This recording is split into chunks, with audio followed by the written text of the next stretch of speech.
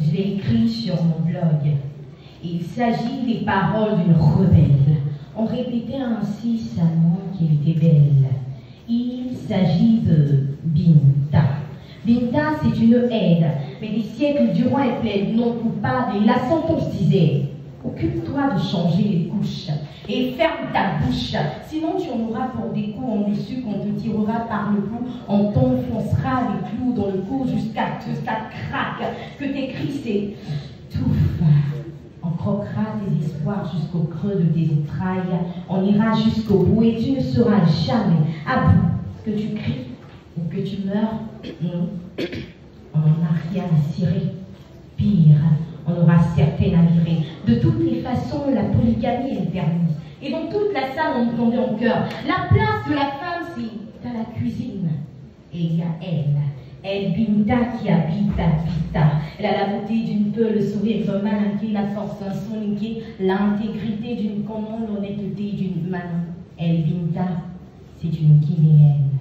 Pourtant, elle a vu sa virginité s'écraser en une nuit à la fleur de l'âge. C'était une nuit anonyme, une nuit silencieuse qui s'annonçait pernicieuse, une nuit sans cendre, sans dessus, dessous, à son sanglot.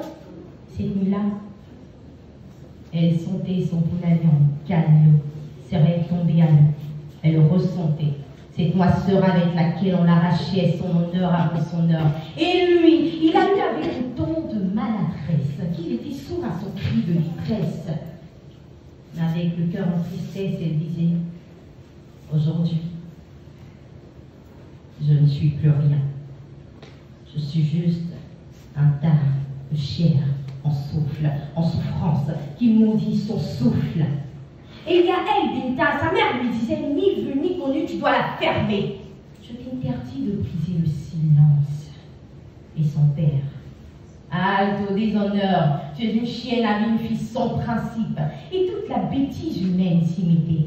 À qui veux-tu livrer combat? Lui, c'est l'autorité. Ta voix ne sera jamais la vérité. Alors stop. Arrête de faire la belle rebelle. Les jours passent sans aucune plainte. On l'accuse sans procès. Ça tourne à l'excès. Puis on abuse d'elle sans être poursuivi. Il en est peut-être de leurs avis. Mais Binta, écoute. C'est ainsi que va la vie. Et puisqu'il y a les hommes prédateurs et insatiables, Binta sera un Chaldana. Les hommes avides d'appétit sexuel, une nymphomane. Et puisque le viol sur mineur n'est plus avane, l'inceste plus infamie, l'abus sexuel plus ignominie, comme tout est permis dans ce bas monde, moi, je me permettrai le monde. Je serai une fille cafre, un ongle qui rifle, une dent qui rafle, un policier qui rafle, un homme qui ronfle de vengeance, une boule qui se gonfle d'amertume.